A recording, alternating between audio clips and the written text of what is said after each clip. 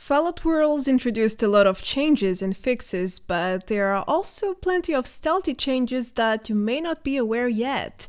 So let me give you a helping hand.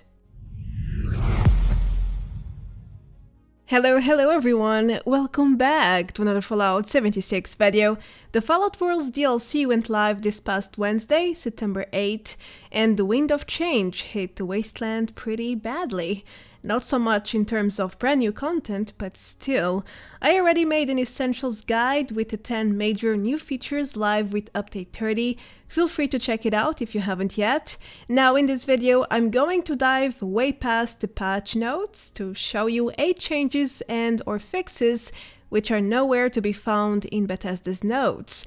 I will also include a few supposed fixes which are not exactly true. Well then, let's get started with West Tek and the rumor that it is no longer instanced. Is it like that though? Today, I woke up to several tags where some of you guys asked me if West Tek is no longer instanced due to spawn issues.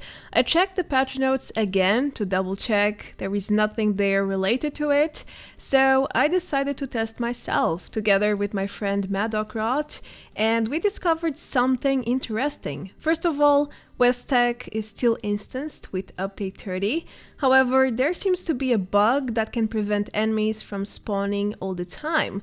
I'm not sure if this is brand new, but it could very well be, judging by the rumors. Needless to say that spawn issues can mislead people into thinking this location is no longer instanced. But that's the danger of jumping into conclusions without testing properly. So here we go. I will test for you and no problemo. My first run was part of a public team without being the leader, and I joined West Tek as solo. Then the second time I left and joined the team leader, which obviously sent me to Madoc's instance. We saw each other, made some emotes as confirmation, and then I left the team and went inside of West Tek alone this time, no team. While he was still there on his own instance. So far, so good. Everything is working as intended. However, when I went back to the public team on the 4th run, my enemies did not respawn. Everything was dead. It sent me to my own instance, yes, but it was empty, with loot on the corpses, which means these are my kills. Now that's strange because the enemies respawned fine when I went solo outside of the team, but this time they did not respawn, which strongly indicates there is a spawn bug in West Tek. Sometimes it respawns the enemies, sometimes it may not. The good news here is that you can solve this problem by going into the FEV production. If you finish the Still Rain questline, I recommend you to clean the place there, kill all the mutants, and that should be enough time to come back to the elevator and reset West Tek. You need around 1 to 2 minutes for the reset to take effect, so keep that in mind. I'm still not sure if this is another bug or a feature. I probably have to ask one of the devs. Maybe we get an answer one of these days.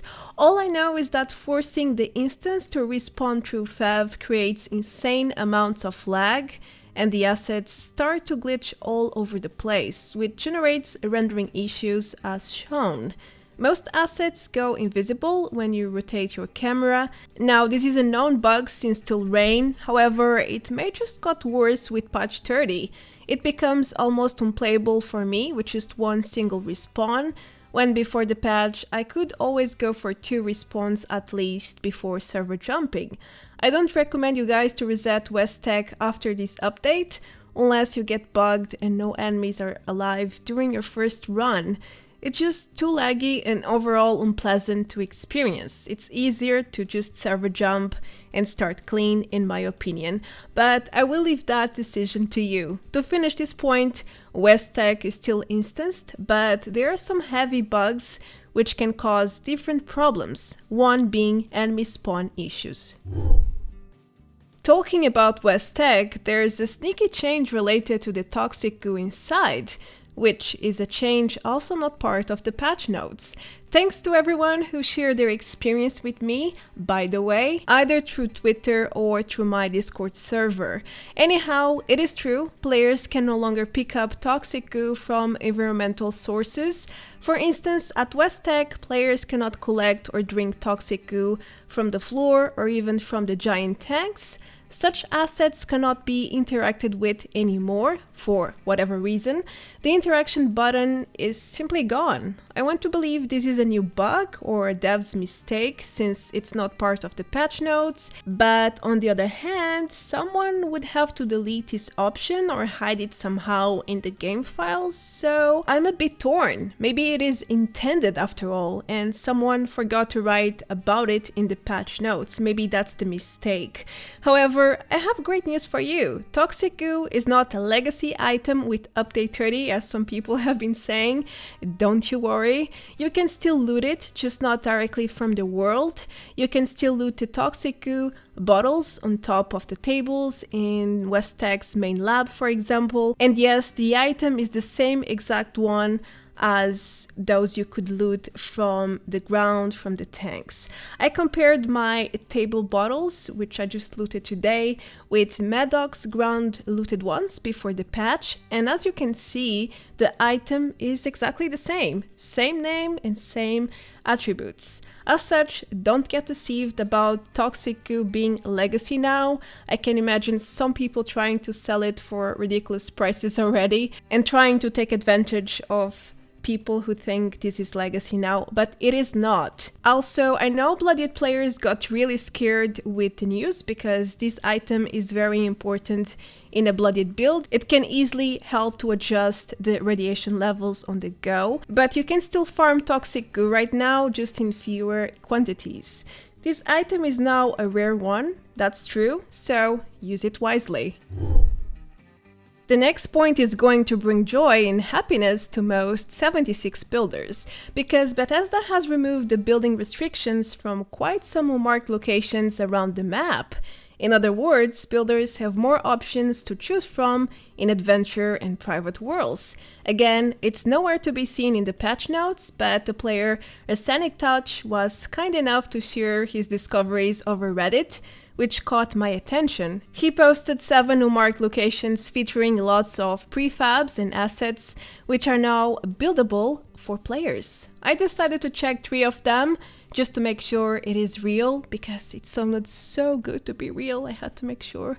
And yes, it is. You can move your camp placement item there and start merge building right away. Some of these places include decorated shacks, houses, or bungalows. There's even this location in the ash heap with platforms, tanks, a generator, even a tractor. Can you imagine building a camp on top of such a huge vehicle?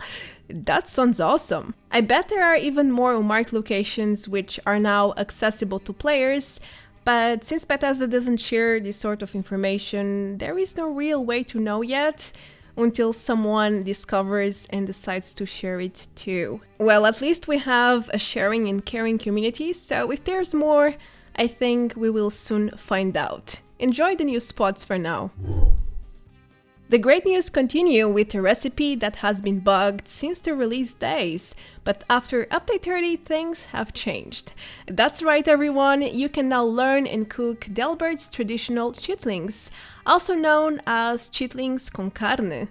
Yummy yummy. You can find it laying on the park table at Spruce Knobs Lake, south of Foundation. Just make sure to watch your bag from the nearby Marlooks while searching the place. Anyway, this old new recipe is obviously a meat one, ideal for carnivore players.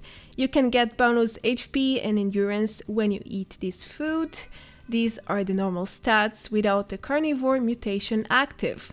The recipe requires glowing resin, wolf meat, wood, and purified water to cook. Well, bon appetit! Halloween is not so far off anymore, and Bethesda has already added a few themed challenges, where players must complete activities like killing enemies or completing events while wearing a costume. Such challenges have a very broad definition, but good for us that it's also broad in the coding. By costume, Bethesda entails almost any outfit or headwear that is not military or wastelandish.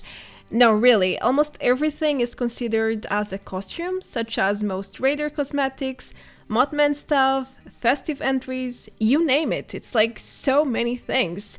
But what you may not know yet is that the same applies to the head slot. You don't need to wear any outfits at all, which means power armor players don't have to go out of their ways to complete such challenges.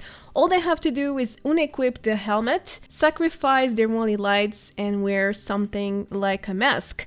Masks are the most reliable option here, in my view. Some costume hats also work, but it kinda requires testing to be sure, because not all work. Anyway, common items like the sheep squatch, imposter, or normal masks work.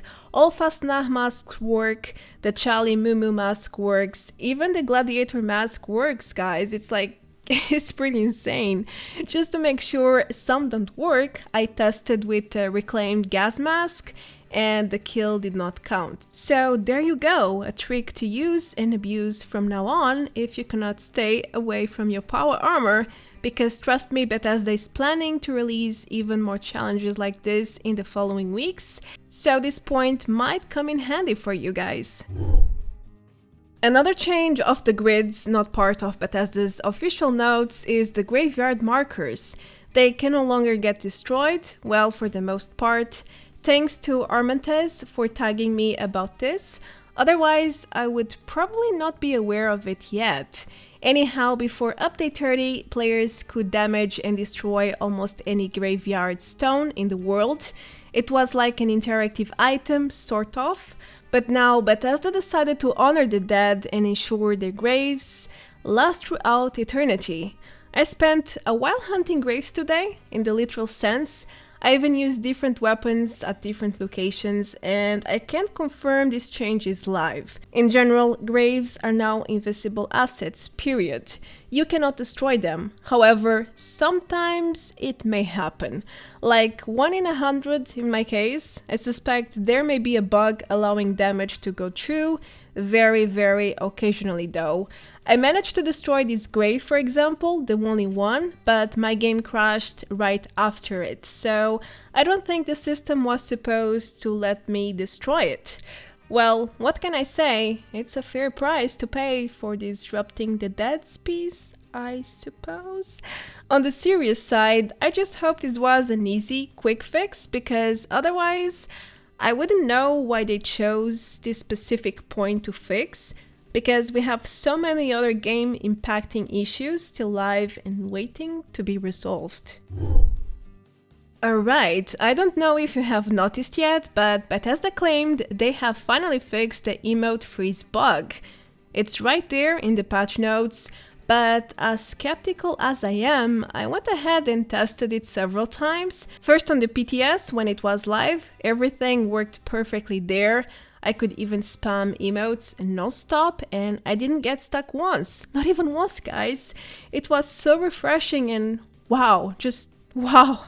Then last night I randomly got bugged. I dropped a bunch of plants to low-level players at an event, and then while doing the gift emote, to sign them to come to get dropped loot, I got utterly bugged. I couldn't move or access anything else apart from my jetpack or my emotes panel in the favorites bar. So yeah, definitely not fixed. No, nothing alike. Today I went even further and tried to replicate the bug, and it only took me a couple of minutes. I spam emotes and boom, there you go.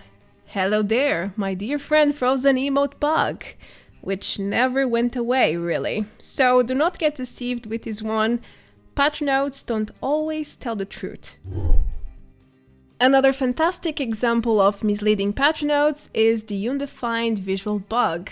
Now this one is quite old, it used to be very rare before update 30. But during the public test for Fallout Worlds, it became more frequent. I experienced it some 5-6 times across 5 weeks, give or take. I even reported it in the official Discord server with clips and all the evidence they need. For those not familiar with this bug, it self-replicates items in your inventory like self-dupe.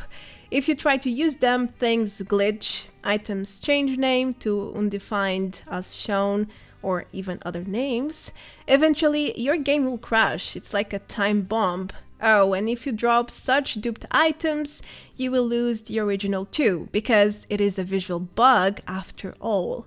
Such duped items are basically your original item, but with 2 entries in one. I know it's confusing, it's a complete mess. A quite dangerous bug too if you don't know how it works. The best thing to do is to always relog or restart the game. Anyway, I was testing a lot today on my custom world, and after a while I encountered this bug yet again. So I was very surprised to see this patch note claiming that the Undefined bug has been fixed. Really, Bethesda? How is this fixed? Does this look like normal gameplay or something supposed to happen? Yeah, definitely not fixed, right? Anyway, if this happens to you, please just relog. Don't take any chances because you might end up losing stuff, and we don't want that, right? I think this video provides solid proof that patch notes are not always a very reliable source in the end. I feel like there's so much Bethesda adds, removes, and changes with every patch, which are totally disregarded from the notes. Sometimes we wonder if X or W changed, and because they are not in the patch notes, we assume they were not touched, when in reality, it's not exactly like that. But then again, stealthy, sneaky changes are a classic for Bethesda. They tend to do it rather often, and I think you all know it too. Anyway, that's it for now. I hope you learned something new with this patch overview. There's more coming, so stay tuned for tomorrow's video. Feel free to leave a like, comment below to help my channel, and if you haven't subscribed yet, maybe now it's the time to do so. Well then, thanks for watching, and I will catch you all later. Until then, take care, adios, bye bye!